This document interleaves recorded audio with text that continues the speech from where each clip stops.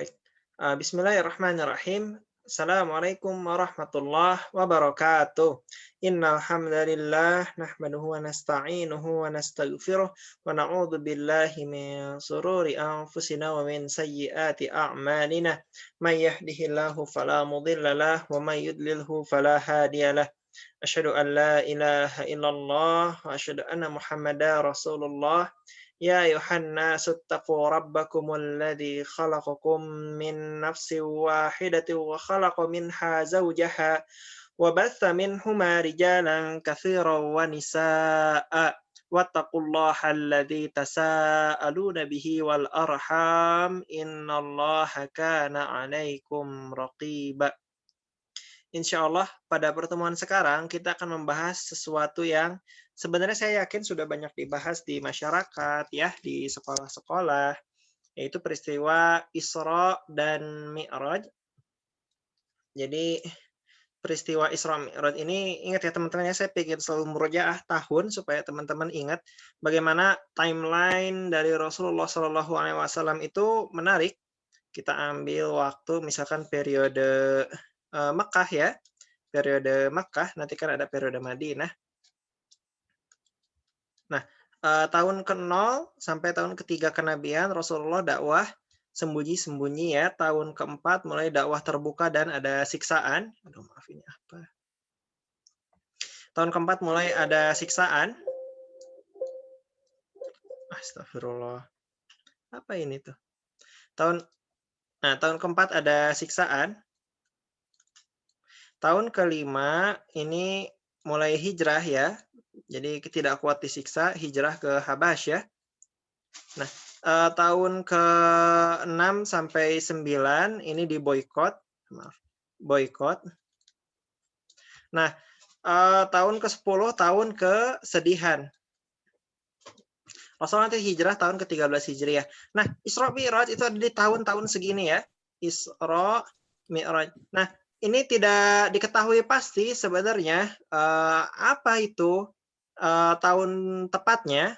Tidak ada yang mengetahui pasti ya bulannya, apanya, tanggalnya. Jadi sebenarnya perayaan Isra Mi'raj, kapan perayaan Isra Mi'raj? Cek, apa suara saya terdengar, teman-teman? Cek, apa suara saya terdengar? Kedengaran. Kedengaran Ustaz jelas. Baik. Maaf ya, ternyata tadi kekat saya terus ngejelasin. Cuman balik lagi. Ada gambar ya, Pak. Iya. Ini gambar-gambar ya. Ini ya. Baik, ini ya, tahun 0 sampai ke-3 itu Rasulullah dakwah sembunyi-sembunyi, tahun ke-4 Rasulullah ini dakwah terbuka dan mendapatkan siksaan. Nah, tahun ke berapa ini? Tahun ke-5 Rasulullah hijrah ke Habasyah, bukan Rasulnya, sahabatnya. Tahun ke-6 sampai ke-9 Rasulullah diboikot. Ya, tahun ke-10 Rasulullah menghadapi tahun kesedihan. Ingat teman-teman siapa yang meninggal di tahun kesedihan? Itu ada Abu Thalib dan ada Khadijah ya. Dan Isra Mi'raj itu sebagai hiburan Allah bagi Rasulullah Shallallahu alaihi wasallam. Ini apa ini? Nah, hiburan Allah bagi Rasulullah SAW adalah ini 3 hal ya. Salah satunya Isra Mi'raj. Yang hiburan yang lainnya adalah 1, masuknya bangsa jin. Yang kedua adalah turunnya surat Yusuf sebagai saat-saat hiburan bagi Rasulullah Shallallahu alaihi wasallam. Nah, jadi untuk tanggal, bulan, dan tahun ulama berbeda pendapat. Yang jelas itu adalah setelah tahun ke-10 Hijriah dan sebelum hijrah. Nah, jadi untuk perayaan yang biasa kita lakukan itu sebenarnya tidak apa ya? Ini saya sudah screen share kan ya? Share screen. Mudah-mudahan ada teman-teman. Dari chat soalnya ada yang bilang nggak ada. Apa benar nggak ada? Udah ada, Ustaz. Udah ada, syukur. Baik ya, udah ada ya. Nah, kita lanjutkan. Jadi untuk tahun, tanggal, bulan itu tidak bisa dipastikan tidak bisa dipastikan waktunya. Jadi adapun di Indonesia kita merayakan Isra Mi'raj, bukan merayakan ya, memperingati Isra Mi'raj itu hanyalah dugaan saja yang riwayatnya sebenarnya sangat lemah dan apa ya, dan tidak bisa dipercaya bahwa tanggal segitu peristiwa Isra Mi'raj. Nah, tadi ya fungsi Isra Mi'raj, satu sebagai hiburan, dua sebagai nanti hikmahnya insya Allah di bawah saya jelaskan lebih lanjut. Nah, pada malam itu Rasulullah ada di dekat Ka'bah, namun akhirnya malaikat menjemputnya, menyucikan Rasulullah ya, dadanya dibelah, kemudian jadi Rasulullah itu di pembelahan dada 2 kali, waktu kecil di kampung Bani Sa'ad ya, di dalam asuhan Halimatus Sa'diyah Rasulullah dibelah dadanya, dan kemudian ya jadi pembelahan dada, pembelahan dada, pembelahan dada itu 2 kali, yang satu ketika masa kecil ya, masa pengasuhan Halimah As-Sa'diyah, yang kedua sekarang sebelum Isra dan Mi'raj. Oke. Nah, Rasulullah kemudian nantinya dipertemukan dengan tunggangan. Tunggangannya itu lebih kecil dari bigol dan lebih besar daripada keledai. Teman-teman tahu bigol? Bigol ya, bigol atau apa kalau bahasa Inggrisnya tuh? Apa sih nama bahasa Inggrisnya? Saya lupa. Bigol itu intinya peranakan antara kuda dengan keledai.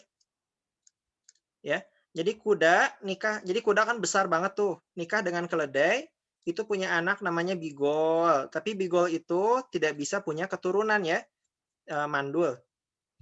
Jadi kuda nikah dengan keledai, punya anak bigol. Nah, bigol itu berarti ukurannya antara kuda dan keledai. Nih, di tengah-tengah sini ukurannya ada buruk. Jadi lebih kecil dari bigol, lebih besar daripada keledai, itu namanya apa? Ukuran buruk, tunggangan Rasulullah Shallallahu Alaihi Wasallam. Dan buruk ya, itu dipakai oleh seluruh nabi, saya tidak tahu seluruh mutlak atau mayoritas, yang jelas dipakai oleh nabi-nabi sebelumnya ya. Nabi-nabi sebelumnya, anbiya, nabi-nabi sebelumnya. Nah, dan akhirnya karena sudah lama tidak dipakai tunggangan, buruk ini sempat shock bahwa dia akan ditunggangi lagi, agak kaget, sempat berkilah lah ya sebelum ditunggangi Rasulullah. Maka malaikat Jibril pun menjelaskan kepada buruk untuk tenang, karena sesungguhnya yang menaiki Rasulullah sekarang adalah orang yang paling baik di antara orang-orang baik sebelumnya yang pernah menunggangi buruk ini. Gitu ya. Jadi buruk itu tunggangan para nabi sebelumnya. Saya tidak tahu apakah semua pernah menunggangi buruk atau sebagian saja. Yang jelas buruk itu tunggangan yang pernah ditunggangi oleh nabi-nabi sebelumnya.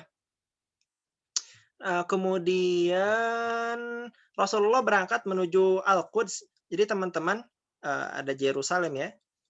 Yerusalem itu mungkin yang lebih sering kita dengar ya, itu Yerusalem. Tapi kalau bahasa Islamnya itu adalah Al-Quds. Al-Quds. Teman-teman tahu Kudus kan? Kudus itu artinya suci. Kan di Asmaul Husna, ya Allah, ya Rahman, ya Rahim, ya Malik, ya Kudus. Berarti Al-Quds. Al-Quds itu artinya apa? Artinya suci. Ya, tentu saja dalam maknanya berarti kota Al-Quds berarti kota suci. Nah, jadi masjid yang ada di Al-Quds namanya Masjidil Aqsa. Aqsa itu secara bahasa setahu saya artinya jauh. Karena memang ya kalau dari Mekah itu jauh ya. Jadi tadi ya, kotanya namanya Al-Quds. Al-Quds. Kalau masjidnya namanya Masjidil Aqsa. Ini jangan tertukar ya. Jangan bilang kota Aqsa, jangan bilang masjid. Kalau Masjid Al-Quds mungkin masih bisa dipahami, tapi kalau Al-Quds sebenarnya lebih tepat disebut kota yang kalau dalam bahasa Inggris atau bahasa internasionalnya, bukan bahasa Islamnya, itu Yerusalem. ya. Nah, Yerusalem ini memang kota para nabi, tempat adanya Masjidil Aqsa. Masjidil Aqsa siapa yang membangun? Nabi siapa? Nabi Ibrahim dan juga Nabi Ishak. Ya. Nabi Ibrahim dan juga Nabi Ishak. Jadi kalau Ka'bah yang membangun Nabi Ibrahim dan Nabi Ismail, kalau Al-Aqsa yang membangun Nabi Ibrahim dan Nabi Ishak. Jadi Nabi Ibrahim ini membangun 2 masjid mulia, yang mana masing-masing masjid dibantu oleh anak-anaknya ya, bergantian. Oke, kemudian, nah Rasulullah naik kepada Buraq, yang mana Buraq itu, teman-teman mohon dicatat ya, bahwa apa yang kita jelaskan terkait Isra Mi'raj itu benar-benar di luar nalar. Ini jangan apa ya, jangan tanya logikanya, karena nggak bakal masuk logika. Jangan tanya, ini hanya sesuatu yang harus diimani. Kalau teman-teman ingin kokoh keimanannya dalam Islam, bisa dilihat di hal-hal yang bisa dijangkau oleh akal teman-teman ya, seperti misalkan ilmu kedokteran dalam Islam ya, ayat-ayat kedokteran dalam Islam, ayat-ayat astronomi dalam Islam, ayat-ayat lainnya dalam Islam ya. Tapi kalau mencari keyakinan secara mantap, kalau lewat ayat Isra Mi'raj justru bakal pusing gitu ya. Jadi jangan terlalu dipakai ini untuk diimani saja ya. Kenapa kita percaya kepada peristiwa Isra dan Mi'raj? Alasannya karena ayat sains dalam Quran itu terbukti benar.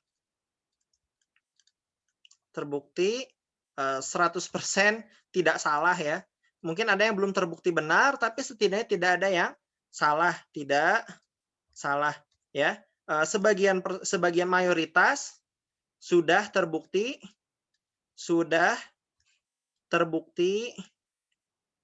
benar. Benar ya, gitulah ya. Jadi kalau Isra Mi'raj itu bukan ayat sains, jadi jangan terlalu dipikirin, nanti pusing sendiri. Nah kalau Buraq, balik lagi ke Buraq. Buraq itu hewan tunggangan Rasulullah yang jalannya itu satu langkah sama dengan sejauh mata memandang, sejauh mata memandang. Nah, gitu ya. Jadi Buraq sejauh mata memandang, sehingga ketika pergi ke Masjidil Aqsa itu cepat sekali. Dan kemudian Rasulullah di Masjidil Aqsa mengikat Buraq di gelang pintu masjid yang biasa dipakai oleh nabi-nabi lain, mengikatkan pula tunggangannya. Rasulullah di sana bertemu di Masjid Al-Aqsa ya. Di Masjidil Aqsa, teman-teman kalau lihat peta, saya sedang tidak mempersiapkan petanya. Jadi kalau ini ya, Jazirah Arab, ini Laut Merah.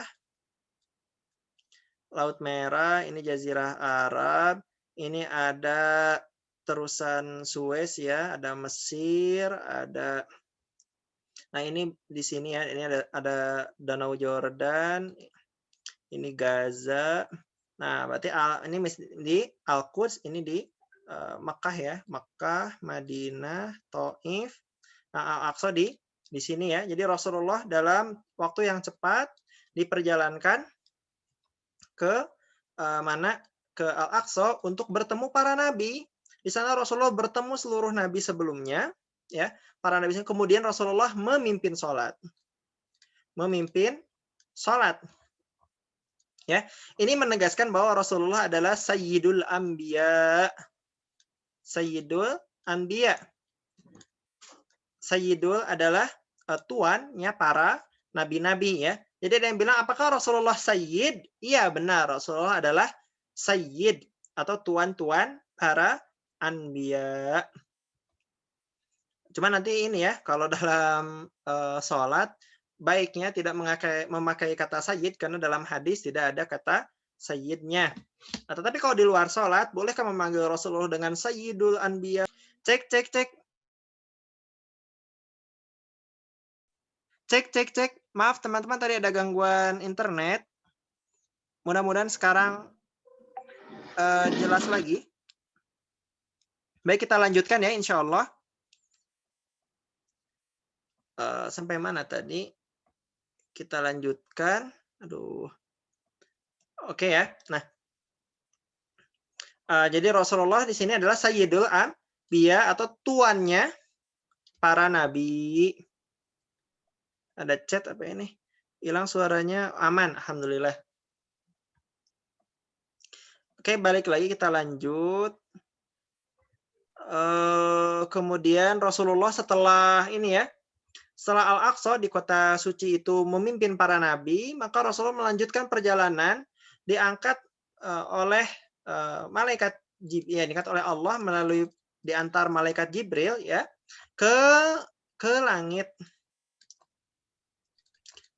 menembus langit-langit. Nah, di sini juga jangan terlalu dibayangkan karena pasti tidak masuk akal. Ini kita percaya karena Rasulullah yang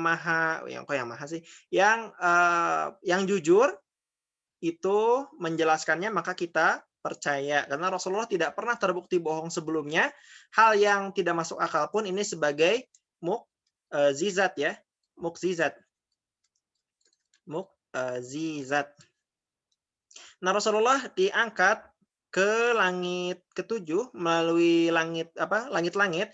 Tiap satu langit Rasulullah dimintakan izin oleh malaikat Jibril untuk dibukakan pintu berikutnya kepada malaikat-malaikat penjaganya. Jadi Jibril mengangkat Rasulullah ketika ingin masuk ke langit kedua. Jibril meminta dibukakan kepada malaikat penjaga langit pertama. Kemudian masuk ke langit berikutnya dimintakan juga kepada malaikat penjaganya. Seterusnya seperti itu. Rasulullah di langit pertama bertemu Nabi Adam alaihissalam. Baik, kita tulis ya. 1 Adam alaihissalam. Nabi Adam ke kanan tertawa-tawa melihat penghuni surga, ke kiri penghuni surga terutama dari kalangan syuhada melihat ke kiri melihat para penghuni neraka, dan Nabi Adam pun menangis. Di langit kedua, Rasulullah bertemu dengan Nabi Yahya dan Nabi Isa ya. Yahya dan Nabi Isa. Ini ulama berbeda pendapat. Nabi Yahya dan Nabi Isa itu secara hubungan kekeluargaan seperti apa? Salah satu pendapat bilang Nabi Yahya dan Nabi Isa adalah sepupuan. Jadi Maryam itu adalah saudara dari ibunya Nabi Yahya, ya, saudarinya ya. Nah, ini satu pendapat saja. Pendapat lain nanti ada yang bilang lebih jauh lagi.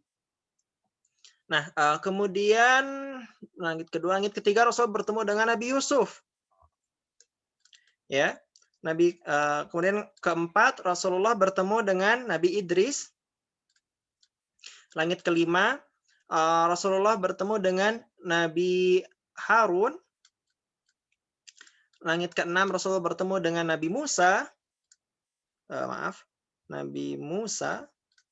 Nah, baru ketujuh Nabi Ibrahim alaihum salam ya semuanya, alaihum salam. Nah, ketika bertemu Nabi Musa menangis. Kenapa menangis? Karena sebelum nabi-nabi lain, Nabi Musa itu pengikutnya paling banyak ya. Nabi Musa umatnya paling banyak sebelum adanya Rasulullah Shallallahu Alaihi Wasallam. Umat Nabi Musa umat paling banyak. Sekarang Nabi Musa tersusul jadi paling banyak kedua. Rasulullah yang umatnya paling banyak pertama. Siapa umat Nabi Musa? Yaitulah Bani Israel yang masih bertauhid kepada Allah Subhanahu wa taala. Nah, Rasulullah kemudian sampai ke Sidratul Muntaha, ya, lebih tinggi dari itu. Nah, di sini Jibril tidak lagi naik. Nah, terus gimana dong? Rasulullah naik sendiri. Rasulullah sekarang sendiri ya. Mulai dari Sidratul Muntaha, Rasulullah diangkat sampai dekat dengan Allah Subhanahu wa taala. Nah, teman-teman, lagi-lagi di sini ulama berbeda pendapat, ya. Teman-teman nanti akan bertemu dengan ulama yang bilang bahwa Allah itu ada di langit, ya. Ulama yang lain bilang bahwa Allah itu tidak perlu tempat, tidak perlu tempat dan waktu. Nah, di sini teman-teman, perdebatan sangat panjang dan bahkan kalau teman-teman mengetahui ya, mengikuti apa istilahnya itu, diskusinya para ulama di sini, diskusinya sangat teman-teman kalau mau bertanya sih tinggal chat saja ya, tapi tidak saya jawab sekarang. Nanti di akhir insya Allah saya jawab. Nah, di sini ulama berbedanya panjang dan dan runcing, cukup runcing sekali. Makanya saya tidak akan membahasnya di sini karena ilmu saya sangat kurang untuk membahas hal yang ulama saja sampai hari ini runcing sekali perbedaan pendapatnya. Tapi kalau di buku Rahiqul Maktum, maka jarak Rasulullah dengan Allah itu seperti 2 busur panah. Nah, hanya saja Rasulullah tidak melihat Allah karena terhalang oleh nurnya Allah, cahaya Allah, sehingga Rasulullah terhalang. Dan nanti di akhirat yang paling membahagiakan adalah